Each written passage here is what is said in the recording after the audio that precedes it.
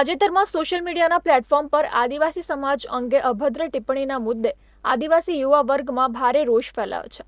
અંકલેશ્વરના પિંકેશ પટેલ નામના ઈસમ દ્વારા તેના સોશિયલ મીડિયા પર આદિવાસી સમાજની યુવતી અને યુવા વર્ગ માટે અભદ્ર ટિપ્પણી કરતી પોસ્ટ કરી હતી। જે પોસ્ટ અંગે આદિવાસી સમાજના યુવા વર્ગને જાણ થતાં તેમના દ્વારા પોસ્ટના પ્રૂફ એકત્ર કર્યા હતા અને યુવાનને સમાજની માફી માંગણી કરી હતી।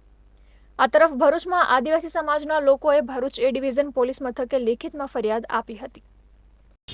આજે અમારા સમાજ પ્રત્યે જે અભદ્ર ટિપ્પણીઓ કરવામાં આવી છે, જેમાં વનરાજ ઠાકોર છે અને બીજો પિંકેશ કરીને અંકલેશ્વરનો છોકરો છે, આ લોકોએ જે અમારા સમાજ પ્રત્યે જે અભદ્ર ટિપ્પણી કરી છે તે બાબતને લઈને આજે એ ડિવિઝન પોલીસ સ્ટેશનમાં પીઆઈ સાહેબ સમક્ષ તેમજ ઉપલા અધિકારીઓ અને અમારી આ ફરિયાદ આપવામાં આવેલા છે।